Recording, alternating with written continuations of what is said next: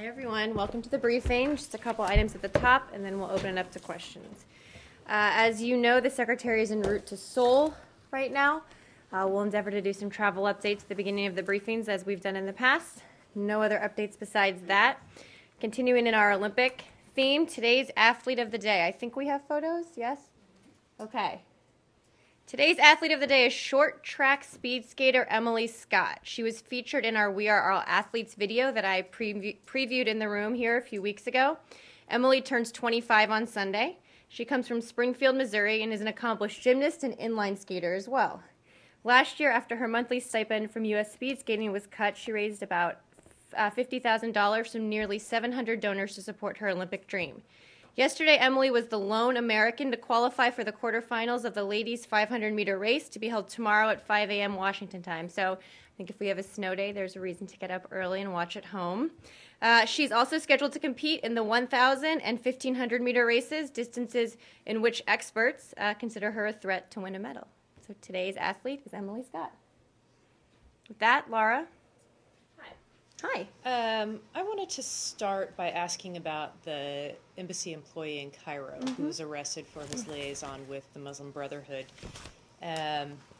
First off, what is the reaction of the State Department? What's being done, I assume, to have him released if he hasn't been released already?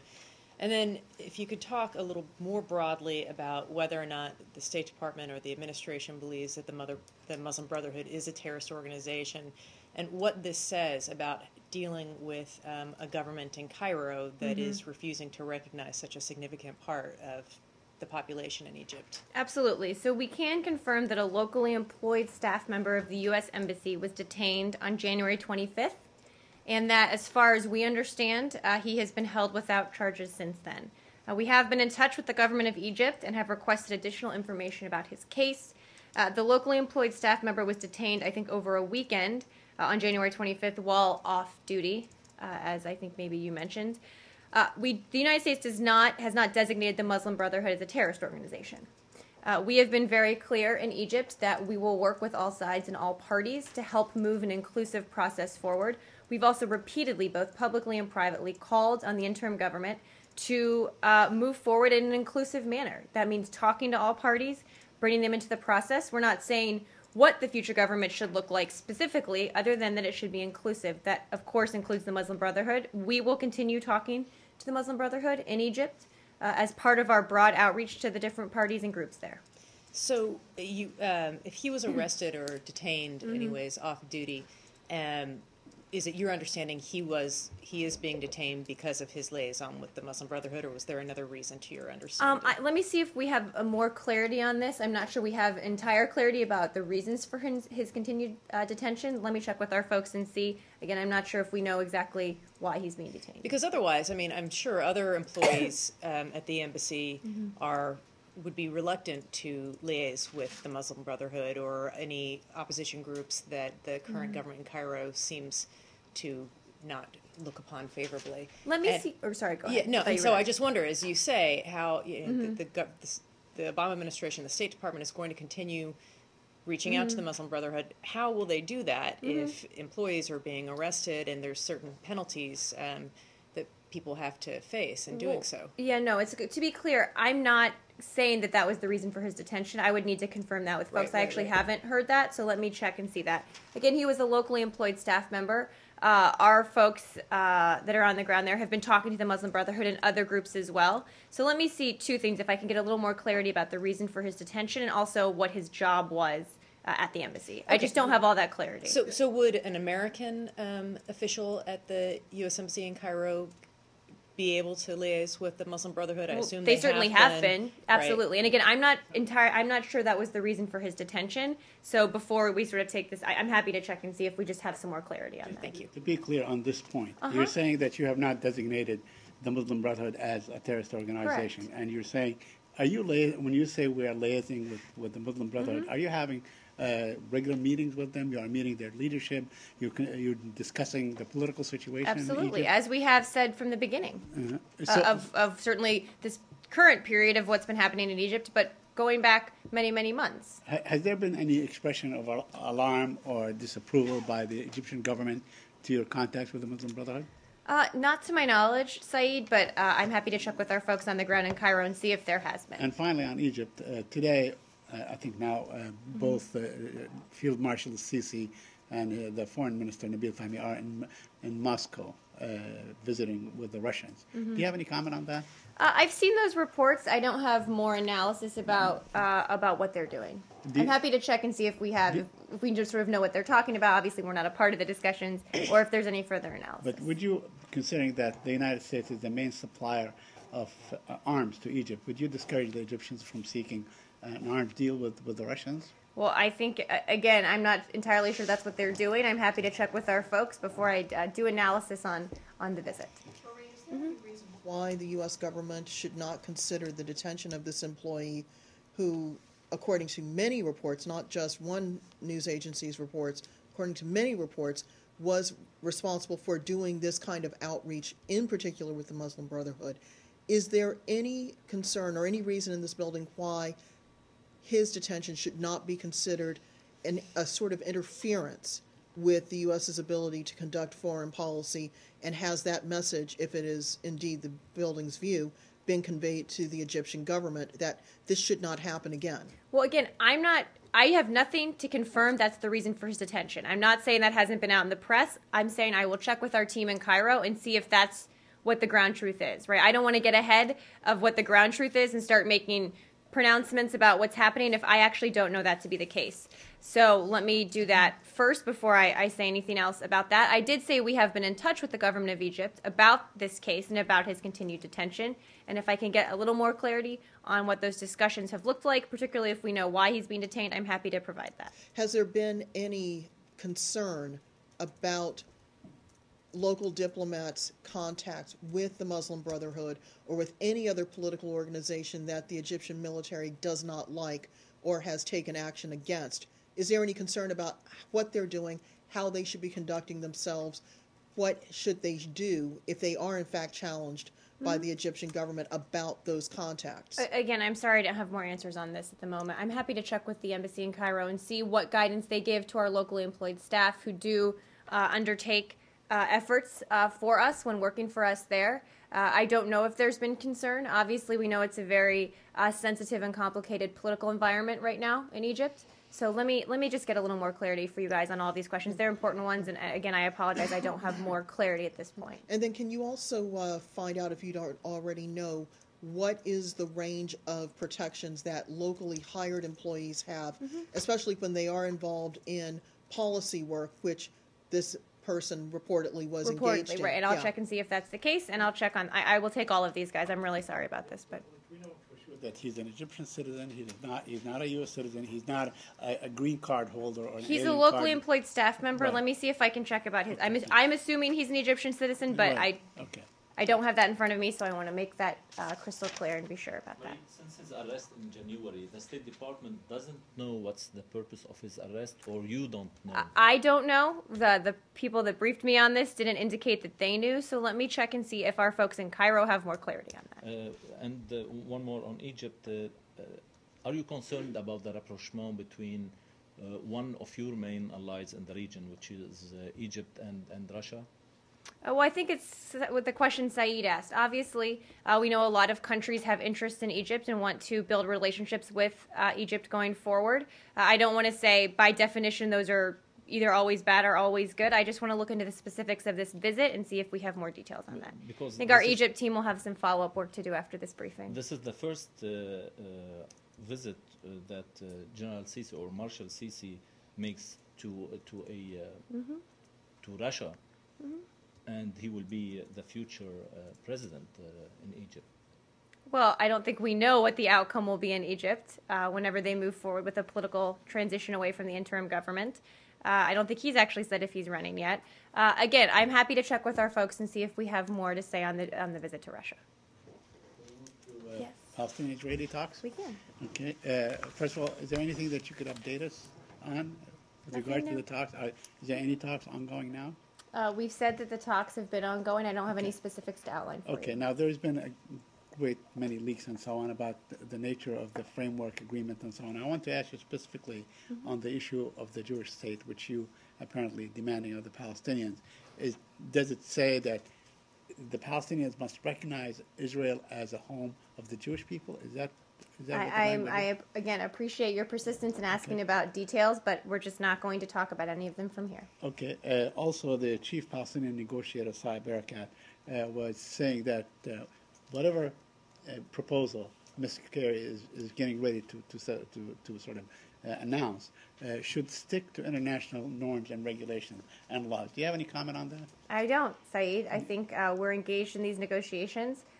We hope to get a framework soon to continue the process, but beyond that, I'm just not going to litigate it in public. So, do you take his statement, Erekat's statement, as an implicit suggestion that maybe Secretary Kerry is not adhering to the international perception of this long problem? That's not how I take it, and I don't think people here are in the business of trying to read hidden meetings into what people say publicly. What we're focused on, and our team is focused on, is the private discussions we're having with the two parties to see if we can make progress on a framework. And finally, on the issue of the proposal, I know that the Secretary of State said that each side has the right or holds the right to submit reservations on each side. So what value would this framework agreement, if each side comes up with like 20 or 15 or 30 reservations on this agreement, what kind of a plan B you have? Well, I'll take the first question part of that because I think it's the relevant one. We're working towards a framework because we need to set a process and sort of parameters around the major issues we'll be talking about and negotiating going forward. When the parties sat down together, so many months ago, they didn't agree on anything, right? They didn't come to a conclusion on anything.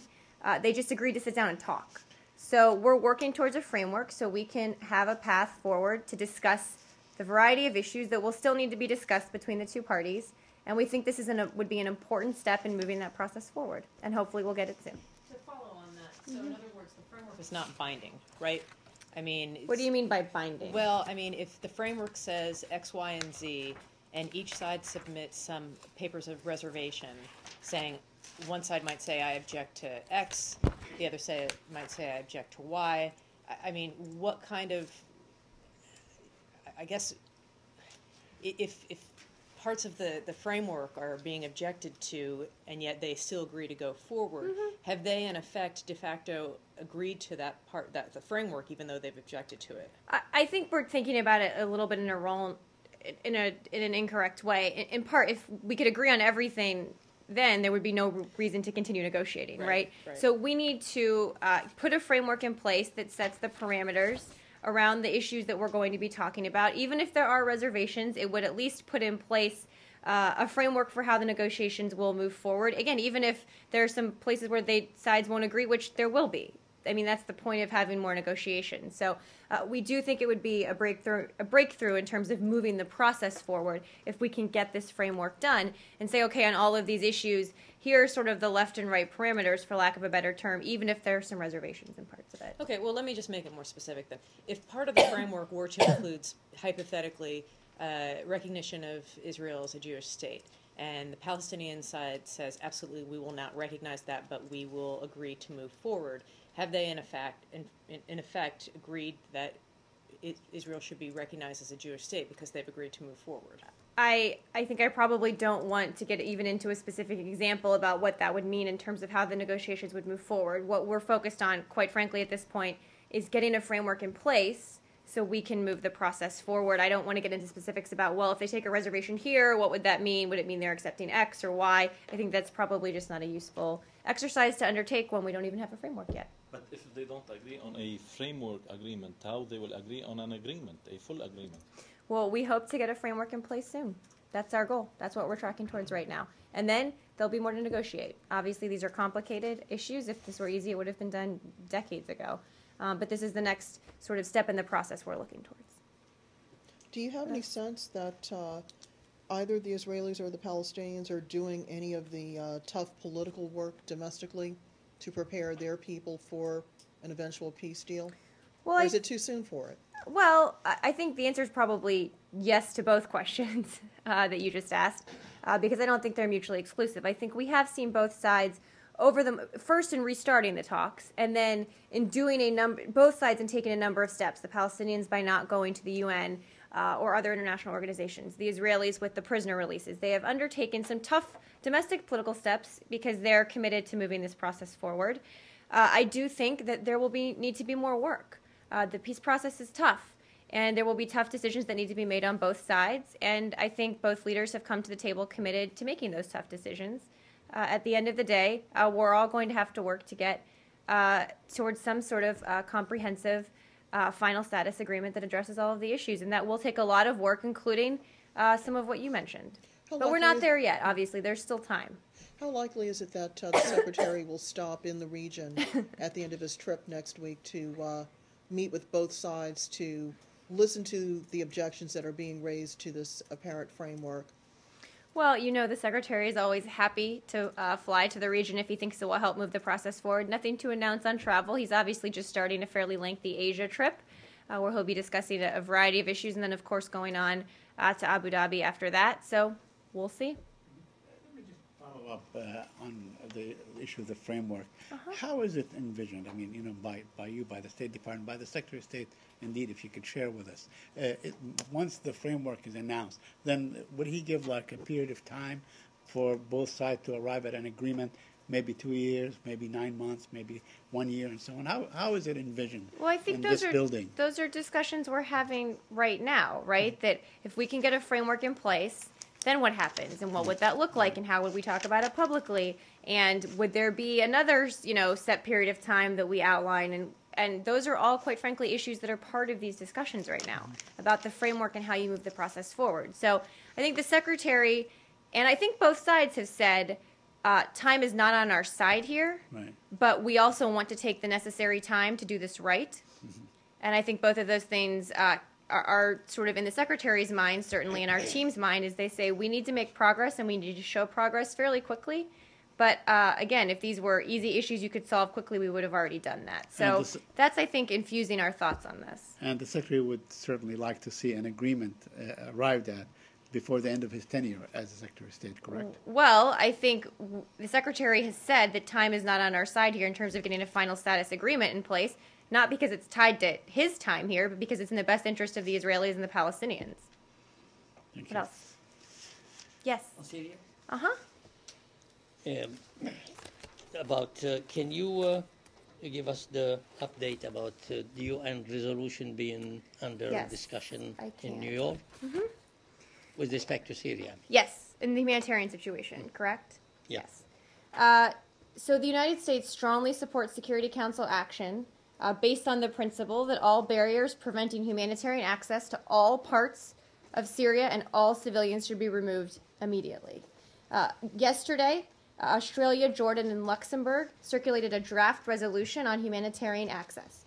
The United States strongly supports the current draft resolution. I think Ambassador Power just said last week that we, in fact, do support Security Council action based on these principles on humanitarian access. So the Security Council also met yesterday to discuss the draft. Russia and China both attended the meeting as well. So we'll keep working with our partners to see if we can get some action done at the Security Council on this issue. Are you optimistic? I think we're realistic. I think we're pragmatic about the difficulties, but also about the importance of, quite frankly, getting some action at the UN that can help bolster the efforts in a parallel fashion of what's happening in Geneva right now. Do you have any backup plan in case that resolution wouldn't be able to pass at the Security Council? Well, we've said that, the Russians, for example, this is one of the reasons people think it might not pass, have publicly said they're concerned about the humanitarian situation. And I think we would argue that if you say that publicly, you have to back up your words with actions, and this is a good way to take steps to help improve the humanitarian situation on the ground. This is a parallel process to the process that's happening in Geneva, where the focus is not humanitarian access, but it's part of the discussion, whether it's talking about homes or other places. So we think that there are multiple ways to try and get more humanitarian access in, including the Russians pushing the Syrian regime to allow the UN and others to do so. Yes, Saeed. The Russians are also saying that any humanitarian resolution in the Security Council should not be a cover to to be involved by the United States or its allies militarily in Syria. How do you interpret that? Well, I'm not really sure how I would interpret it, except to say that providing humanitarian access to starving children, to people who are literally dying because they don't have access to food, they don't have shelter, it's freezing there, should in no way be used as a political pawn in this process here. We should pass a Security Council resolution to help the citizens of Syria. We can have broader debates about what we should or shouldn't be doing there, what other countries should or shouldn't be doing there. Humanitarian access is a separate issue from those conversations, and if the Russians want to have those conversations with us, do it someplace else. And also on the issue of ISIS and Jabhat al-Nusra, there were reports that the United States is considering mulling over some, perhaps some countermeasures, perhaps drone strikes against the concentrations of ISIS and Jabhat al-Nusra. Could you, do you have anything on that? I haven't seen those reports, and quite frankly, haven't heard that being discussed. I'm happy to check with our folks, but I don't think that's in the cards. The rise in extremism and the rise in the number of, let's say, extremists in certain locations in Syria does concern you to the point where, in fact, the president said that it is an American national security interest, correct? Absolutely. He said that yesterday. He also said there's no military solution here, that we need a diplomatic solution to move Syria forward, but we are concerned about the rising terrorist threat there, absolutely. Is there anyone here in the building who would be meeting with the King of Jordan while he's in the United States? I can check. I know the vice president did. I'll see if anyone's going out to Sunnylands. I don't know. I'll check and see here who else may have met with him. Yeah, just because of the impact on what the Jordanians say is their overstressed infrastructure, their ability to provide emergency housing and food. Absolutely. And we've been working very closely with the Jordanians by providing some assistance and helping, because they are not just with Syrian refugees, but as we know, with other refugees as well.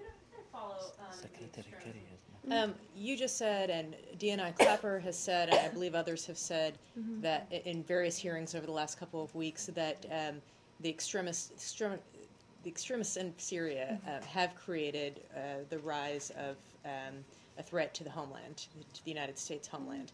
I'm just wondering what evidence supports that.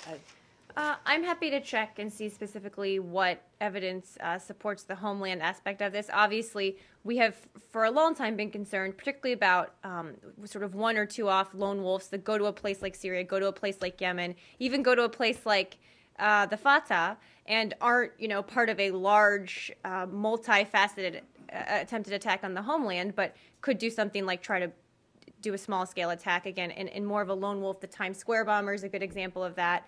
The attempted Christmas Day bomber, also an example of that as well. So clearly we're concerned about it, concerned about the spillover effect in the region, but also about possibly someone being trained there and coming here. I just find it intriguing because violence has been up in Iraq, for example, for some time, and yet you don't hear that kind of language coming out of the administration, that the threat in Iraq is now a potential threat to the homeland. And so I wonder what it is that makes Syria different.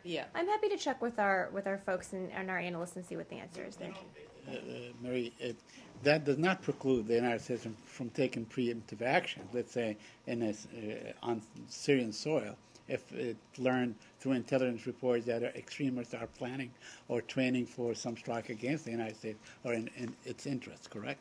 Well, I'm not going to get into hypotheticals about what we may or may not do, but we've been clear. Looking at the track record, you would say we've been clear that we will take appropriate measures to counter terrorists if we have actionable intelligence that they're trying to attack the United States. I don't want to outline what that might look like. Marie, the trilateral meeting in Geneva will be happening tomorrow or Friday? I think it's happening tomorrow now. Undersecretary Sherman left a day early because of the weather. So we'll be putting out a travel notice for her travel later today, but she wanted to get out of D.C. before the snow hits tonight and tomorrow. Senator McCain has been tweeting all morning very graphic pictures of some of the atrocities that have been going on, some fatalities among children and older people. I'm curious to get a sense of what you guys would make of that strategy of, it seems, not only, of getting people aware, not necessarily condemning the region, or the regime, which is obviously also what he's doing, but is this an effective method of raising awareness? In all honesty, I haven't seen his tweets from today, but we absolutely believe that not just people in the United States, but around the world need to be fully aware of the horrific atrocities the Syrian regime is perpetrating on its own people. And whether that's through photos, whether that's through firsthand accounts, we actually do think that that's an important way to make very clear to the world why we need to push the Syrian regime to allow access, while we need to work even harder to get a diplomatic solution here and end this conflict. Because it is a very, I mean, you heard the president say yesterday that the pictures are horrific, and we need to make sure that people around the world know why this is such an important challenge that we need to confront. And along with his tweets, he put out a statement, part of which reads, and I'm quoting here, "We will that as this horror is unfolding before our eyes in Syria, the thought that haunts him," he says, "is that we will continue to do nothing meaningful about it, and that it calls into question the moral sources of our great power and the foundations of our global leadership." I know you said you haven't seen it, but it won't surprise you that I disagree with that statement, and I would take issue with the first part and the second part. The first idea, what was the first part? That we're doing nothing? that we're doing nothing meaningful about it. So I think we've been doing quite a few things that are meaningful. We have put the full diplomatic weight of the United States behind getting a political, diplomatic transition here in Syria. We have worked with the UN and the Russians to get both parties to the table. Today, they sat down at the table together. This is progress. There's so much more work to be done, but we are heavily engaged in a very complicated process. So I would really take issue with the notion that we're doing nothing. On the humanitarian side, we are the leading donor of humanitarian aid. We have pushed to get the UN to do something. We've pushed to get the Russians to push the Syrian regime to do something. And we've also negotiated an agreement to get rid of their chemical weapons. Again, this is hard, right? When a regime is willing to do what the Syrian regime has done to its own people, there are no easy answers. And I would challenge someone like Senator McCain to say what we should be doing. Because the alternatives, quite frankly, don't present a lot of good options either. So we are undertaking what we think we can do diplomatically with the international community to help resolve this issue, while, as Jen said, I think yesterday, not taking options off of the table. What was the second part that I disagreed with? Sort of more Remind of a me. philosophical argument that it calls into question the moral sources of our great power. So just curious to get your take on that assessment. Without trying to guess what he actually means by that, I think right now you see the United States deeply engaged in 3 intense, in some cases, crisis-driven negotiations in the Middle East right now, precisely because we are standing up for our principles and for our values and for our interests, whether that's with the Syrian conflict, trying against the incredibly difficult odds to get a diplomatic solution here, whether it's with Iran, where next week we go to Vienna to try and get a diplomatic solution to one of the biggest challenges we face today, or with Middle East peace, to try, after decades and decades, to make progress, to finally bring peace to this region, to Israel, and to get a Palestinian state. I think that the notion that the United States is not exercising moral authority in the region is just not in any way based in the facts that are happening. Do you think that anything short of massive airstrikes by the United States of America against the Syrian regime forces would be meaningful enough for Senator McCain? I don't even want to guess what would be meaningful for Senator McCain. What I know is that the people in this building, the people on the ground, are doing what we can to help resolve this conflict, to support the people of Syria, and to move the process forward. It's painstaking, it's complicated. At the end of the day, on the diplomatic side, is a UN-led process, but we are putting our full diplomatic weight behind that effort. Isn't there anything you or your allies can do to make the regime stop using barrel bombs and air force to bomb the civilians? Again, we have been very clear in condemning this action. We have asked the Russians to push the Syrian regime not to do these kind of things because, in fact, they do have some leverage over the Syrian regime. But again, at the end of the day, we can't impose outcomes here. We can try and move the process forward because, quite frankly, when a regime is willing and able to brutalize its own people, you don't have a lot of really good or easy options, which is why it's a complicated process and it's taken so many months to even get the two sides to the table. We will be very clear in condemning this action when it happens. We will speak up against it when it happens. We will work with the international community to end this crisis for exactly that reason, because it needs to stop. And if the Russians didn't deliver, and they didn't so far, what are you planning to do? Obviously, we are always deciding what kinds of policies we'll undertake, and we're looking at what options we have. We're focused right now on the diplomatic side in Geneva II in that process, in possibly getting a Security Council resolution on humanitarian access, and on moving that process forward. We're committed to that right now, but we're always looking at the situation, seeing if there's something else or something more we could be doing. This came up during the aftermath of the chemical weapons attacks. But what about the responsibility to protect, something which Ambassador Power has long championed?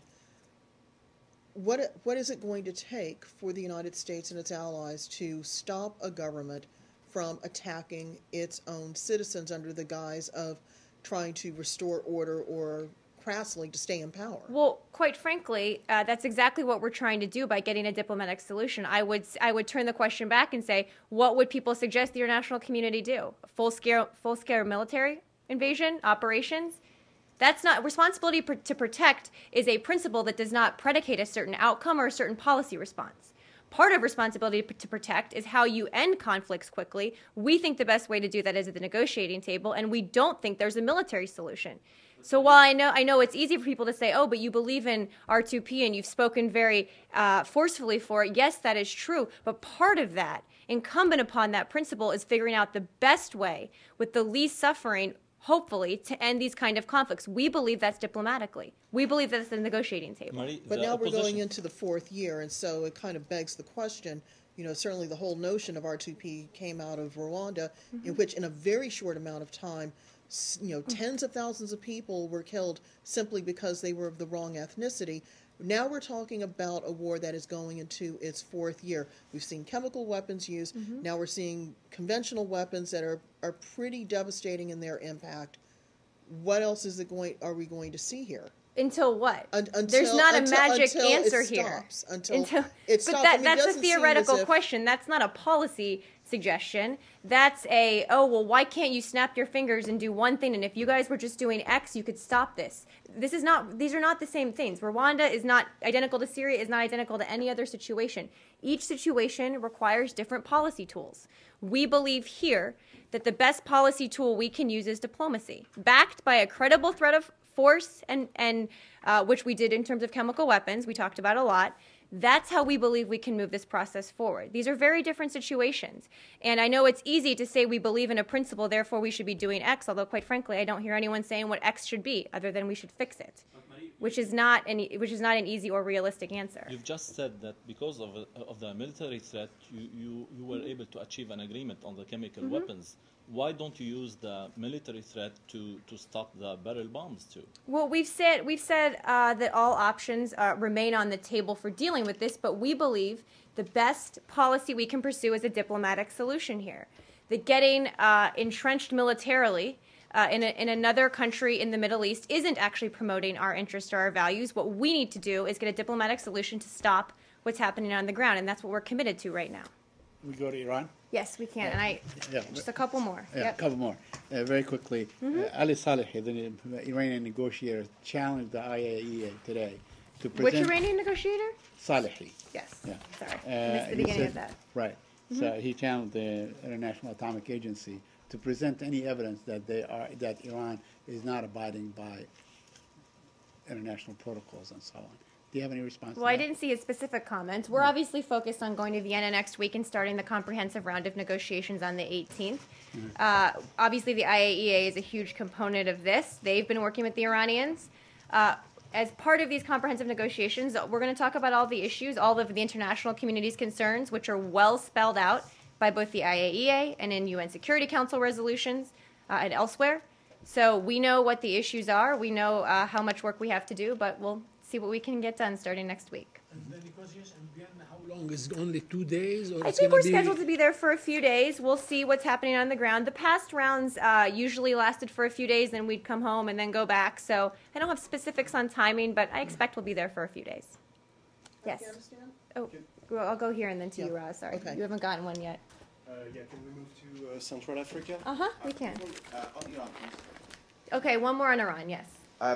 Treasury said last week that designated a person who works for Al-Qaeda in Iran and with the knowledge of the Iranian authorities. Has ever this issue come up during meetings in between officials from the U.S. and the Iranian, like Undersecretary Sherman?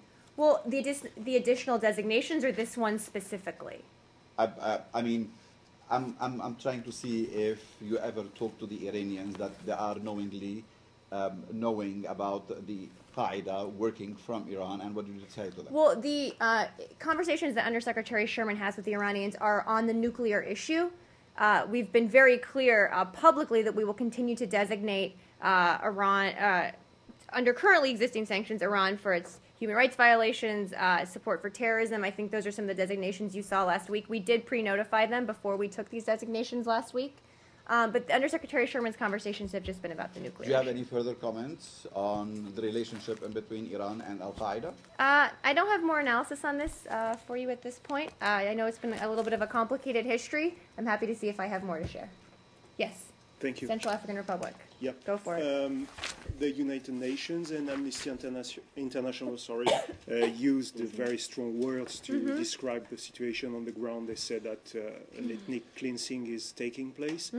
The French president, who was here yesterday, said himself that the French military were there to prevent a genocide. So, one, does the U.S. share their views? I mean, in other words, do you think that an ethnic cleansing is taking place there? And two, do you support the Central African president who said that they will go to war against the Christian militias? Well, we reiterate, and I'll reiterate today, that we are deeply concerned by attacks on both Muslims and Christians. This violence, the cycle of violence, needs to stop.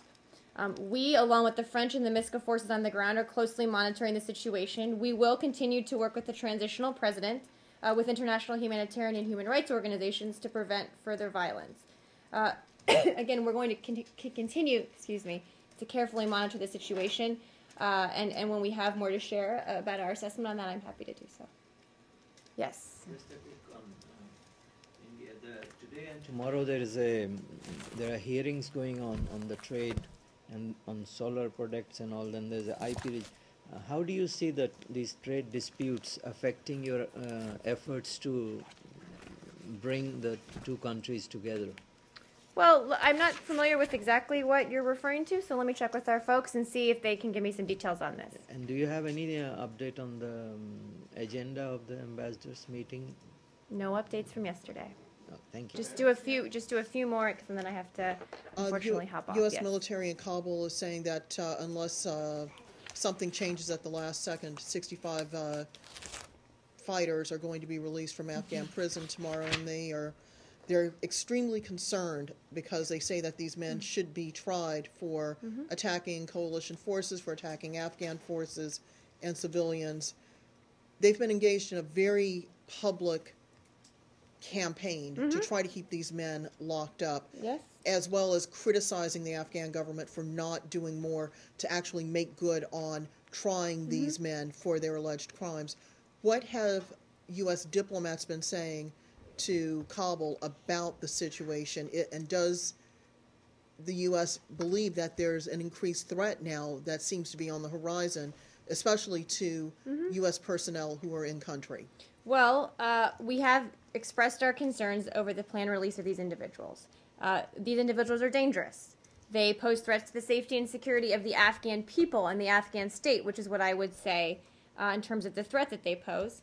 There is information linking each of them to terror-related crimes, including the use of improvised explosive devices, which, again, to turn it around from the U.S., are the largest killer of Afghan civilians. So we have been concerned because of how the cases were considered by the Afghan criminal justice system. We've made that very clear, publicly and privately. And again, I know nothing's happened yet, but we've been very clear about our position on this. On the lack of prosecution of these men, even though the Afghans have argued, we don't see the evidence, we don't see any reason why they should be held, does the U.S. feel at this moment that the years of trying to develop, as part of civil society, a functioning judiciary has been a waste of time if the political will isn't there to actually put it to good use? No, we would not say that it's been a waste of time. It's certainly been a priority for us. I wouldn't sort of draw broader conclusions about our efforts to build up the judiciary there. This is a case where there are folks that they're planning to release, and we believe they should not be because they pose a threat. Is there any way of holding the government of Hamid Karzai responsible if in the coming days and weeks there is an uptick in violence that affects coalition forces, Afghan citizens, Afghan government officials that can somehow be linked to the release of these men? It's a good question. I'm happy to check with our folks and see. Obviously, that's a concern of ours, so we've made very clear that if they're released, there is a potential that they could harm Afghan citizens, which, of course, should be a concern, I think, for the Afghan government. Can we stay on the continent? Yeah. go to Japan. Ambassador Kennedy is in Okinawa. Yes. Do you have anything to tell us about the meeting she's been having? A little bit. Let me see what I have. She's visiting Okinawa from February 12th to 14th. Today she met with the governor and other leadership, laid flowers at the Okinawa Peace Memorial Park, and engaged in cultural and people-to-people activities, including visiting a high school. Tomorrow, Ambassador Kennedy will meet with U.S. military leadership, and tomorrow night she will return to Tokyo. There are also reports that she met with the mayor of Nago. She did meet briefly with the mayor prior to a reception I guess they were attending. Yeah. And he asked her, the reports are that he asked her to convey the Okinawan people's strong opposition to the relocation of the base to President Obama. I don't have more details about their discussion. Let me see if I can get some more. So the newspapers of Okinawa also wrote editorials strongly expressing their opposition to the relocation. And one of the points they made was that given that Ambassador Kennedy tweeted her opposition to the drive hunting of dolphins, that why should she not also be concerned about the endangered species that are threatened in Henoko Bay if the base is built? What's your response to that? Let me check with our folks about the environmental impacts and the questions that you say are raised in these editorials. I know we've been in discussions about relocation for a number of reasons for a long time. Let me just check and see if I have more. Last question on that. Is there any more thinking at the State Department about how to overcome the opposition within Okinawa to the base removal? I think at the last poll was 70% of residents are opposed to it. Well, obviously we've been working with the leadership there to try and get this relocation done. So I'm happy to check with our folks and see if there's more on this, and we can talk about it tomorrow either here or over the phone if it's no. That would be great. Thanks. Yes, I just have time for a few more. I'm sorry, Laura. Okay, this will be very quick. You might actually have fun with this one. This has all been fun. What are you talking about? This will be really fun. Apparently there was a decision made by the State Department Protocol Office for the seating of last night's state dinner. Okay. That put Stephen Colbert 2 seats down from President Hollande, even though Colbert made some pretty withering remarks recently about the French president's love life. I don't know why I'm looking at you. When we talked about this in person. Anyways, I'm just, apparently this has upset some people in France. Really? Apparently. And so I'm just wondering. I was not aware. I'm sorry to say I was not aware of this. I'm happy to check and see how seating was done. Is that what you're asking? Yes. If you could please ask how that decision for the seating was made. I will check, but honestly, the White House, obviously, this is their state dinner. I think they're the ones who do seating. So they kicked it to you. So I'm going to kick it back to them. Okay. But no, I'll talk to them and see what I can do. I hadn't heard that. I wonder if Two more. Ask you very quickly on the Olympics, where you began at the top. Yes. Do you believe that there is an unfair, maybe unnecessary amount of Russia bashing, Putin bashing, Sochi bashing that in a way undermines the accomplishments, which are really fantastic, of American athletes thus far? Well, I'm not really sure what bashing you're referring to. You know, by U.S. officials and the media and so on. Well, we certainly a great deal of negative. I don't stuff. think any U.S. officials that I've heard have been bashing, to use your term, the Olympics or the Russians. We've actually said quite candidly that we've been working with the Russians on security, that they're in charge of security. Well, not only security. I mean, almost in every aspect. Well, I'll say a few things. Some reports of snarkiness, right? I would never be snarky. I just want to go on record as saying that. Look, we've been very clear that we're working with the Russians. This is a huge honor to host the games. We're very proud of our athletes. Every day I get up here and talk about a different one. But we've also, when we've had concerns about things like the LGBT law, we've made that clear too. So obviously we're proud of the Olympics. We're proud of being a part of it. I would certainly say that we've worked with the Russians very closely on making sure these games are safe, but at the end of the day, it's up to the Russians. Last question. Yeah, thank you. You're one welcome. on press freedom in the U.S. Do you know Reporters Without Borders? I know of Reporters Without Borders, yes. So it's a media watchdog. They have issued today their so-called World Press Freedom Index. Okay. And the U.S. is criticized, singled out, mainly for the Snowden, WikiLeaks controversies, and also for the secret seizure of phone records from the Associated Press. Okay. So do you believe now you're that, pointing at Laura. Yeah. Do you believe that it's a fair assessment of the state of the press freedom in America? Well, having not seen the report, and I'm happy to take a look at it. Obviously, press freedom is enshrined in our Constitution. It's something we take very seriously, and without being too glib, I mean, we come up here for a reason every day because we think it's important, right, to talk to the press about the whole host of issues, even when the questions are difficult and uncomfortable sometimes. In terms of Snowden and WikiLeaks, we also take oaths and obligations as government employees not to disclose classified information. We believe there should be an open and honest discussion about these issues, but there is a legal way to do so, and that you don't get to break the law just because you don't agree with something. So that's not, in our minds, that's not a press freedom issue, that's a legal issue. Again, it's enshrined in our Constitution. It's one of the things we talk about all over the world. So those are probably my initial assessment of that, but I'm happy to take a look at it and chat more about it tomorrow. Thank you, guys.